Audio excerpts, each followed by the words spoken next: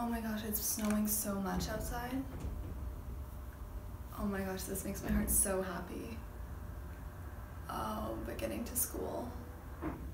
Anyway, I'm here with a massively large, precariously piled stack of books beside me. These are books that I've gotten in the past few weeks, month or so. Some of them were definitely for school, some of them were just for me. Some of them I have read and some of them I have not. So I just thought I would go through them. Today is January, a new semester has started. I'm so excited for my classes today. It's my first day of classes. It's about like 8:30 right now, so I just thought I'd go quickly through and reminisce about last semester. So the first book that I actually got this for Christmas. I asked for this and my parents miraculously found it. It is the Egyptian Book of the Dead, which is absolutely an absolute unit, if you would, of a book.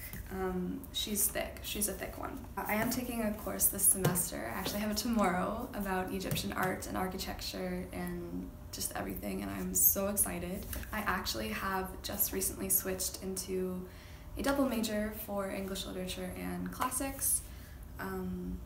So I'm very excited, also very scared. It's kind of daunting. I'm in my second year of university, so I just keep changing things. I feel like this is a common experience with everyone, but I'm excited. I'm really excited about it. This kind of stuff, just like, I feel like that girl from The Mummy, and like she was my absolute role model when I was a child. And The Mummy is just like, I would watch that movie over and over again if I could. So the next book I got, I actually found this at a library giveaway.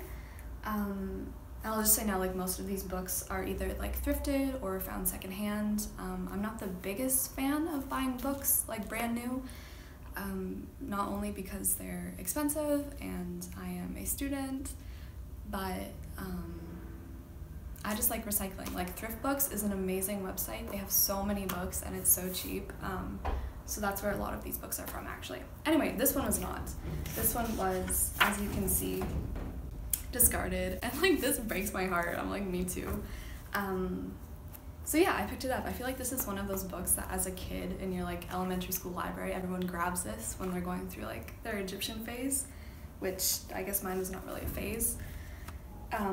So this is definitely a lighter read. It's kind of like, it's not meant for children, but I just thought it, you know, I would read it anyway. This next book was for a class that I had last semester about Roman emperors, and it is Lives of the Caesars by Suetonius, and I freaking love this book. Like, I don't know what it is about ancient historians and their writing, or just like how blunt they are with their words about events that are so hilarious to me. Like, it just really, this stuff is so funny to me. Like, talking, I think this goes from Augustus to Domitian, the Roman emperors, and it was just so great. It was such a great class, so I really love this book.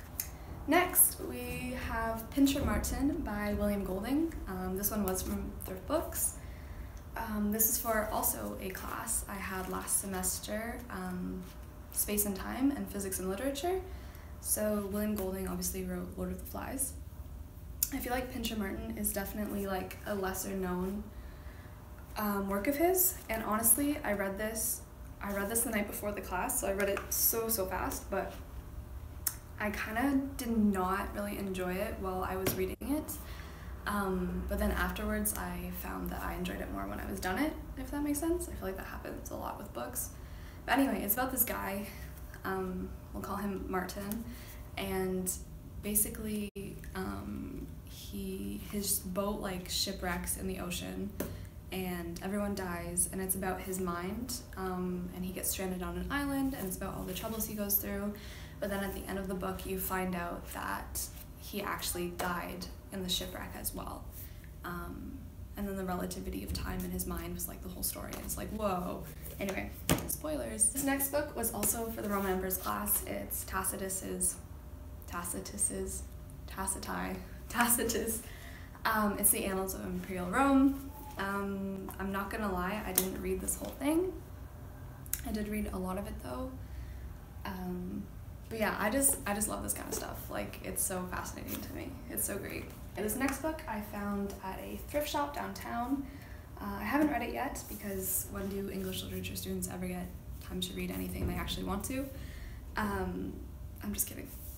It's The Queen of the Night by Alexander Chee. And just from the synopsis on the back, I like picked it up because it sounded, well, it's set at the Paris Opera House, and Phantom of the Opera is probably not the #1 favorite book, but it's definitely like super up there. And this just sounded like that. So it's about an orphan who becomes a sensation at the Paris Opera House, and then someone offers her a chance at immortality or something. So sounds like a wild ride. This next book is actually a play by Tom Stoppard called Arcadia, and this was also for the Space and Time literature course.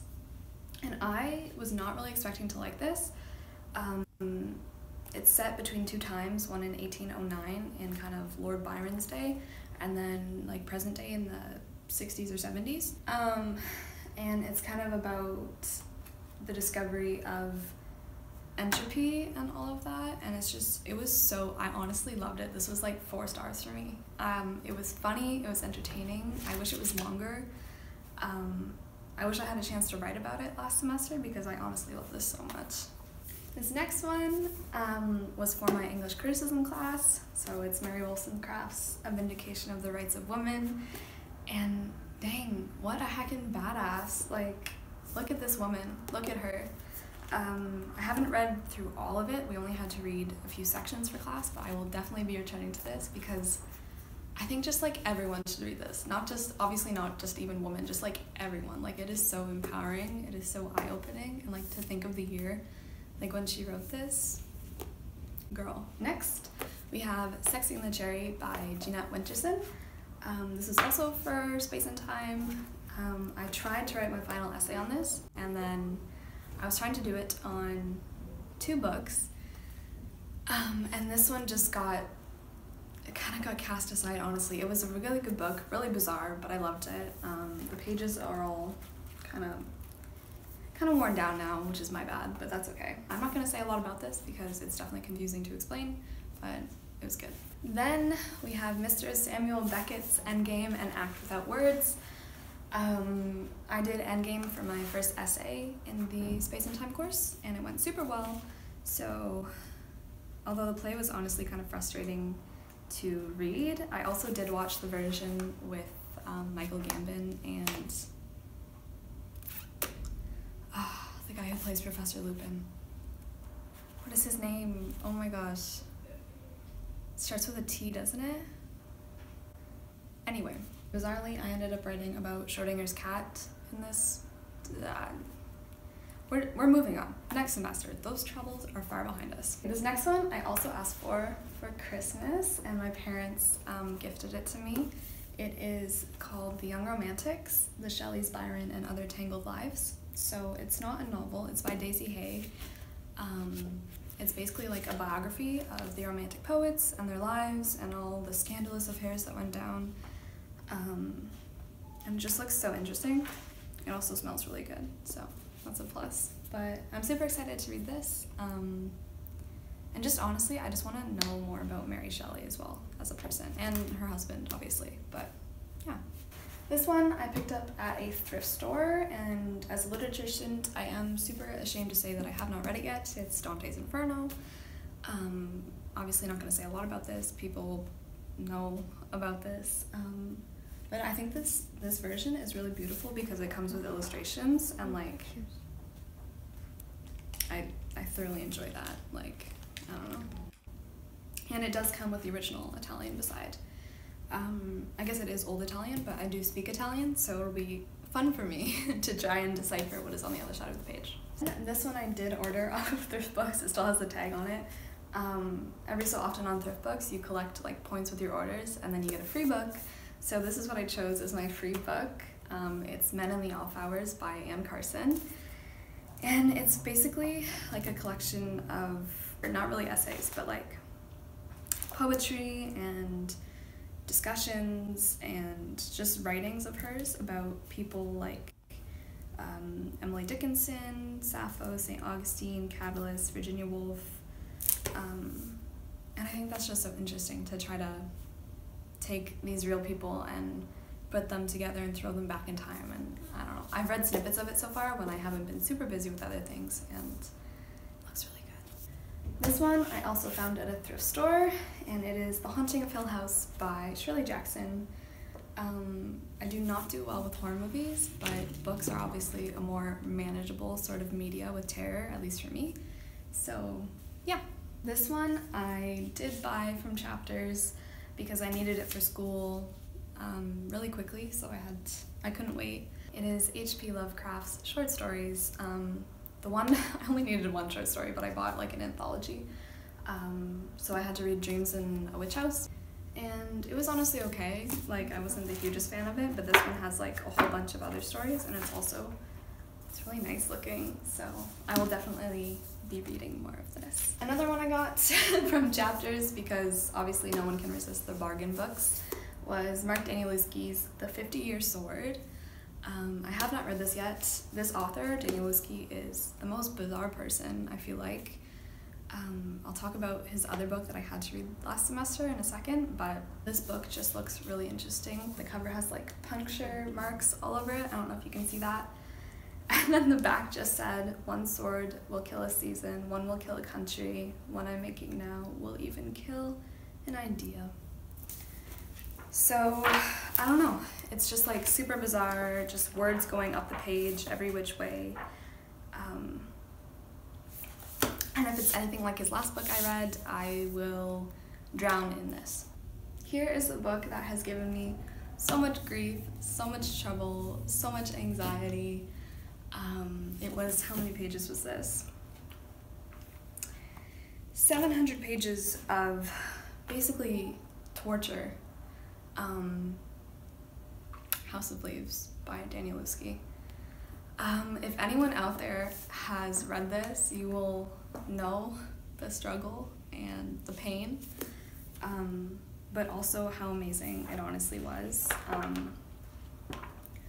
I don't even really want to explain too much of it, but basically this couple moves into a house, and then they find that their house is bigger on the inside than it is on the outside. It is a horror story. But not in the way that you might think, I don't think. It honestly, I can't even describe what it did to me. It like got under my skin so much. But it's just filled with like impossible pages and impossible spaces, and I had to write my final essay on this for the Space and Time course, and anyway. Finally, we have the newest book that has arrived from Thrift Books a couple days ago, and that's the Oresteia trilogy, so Agamemnon, the Libation Bearers, and the Furies. As I said, I did recently just switch into classics, so I'm trying to very quickly get a move on with everything that I've missed and try to catch up on stuff I haven't read yet.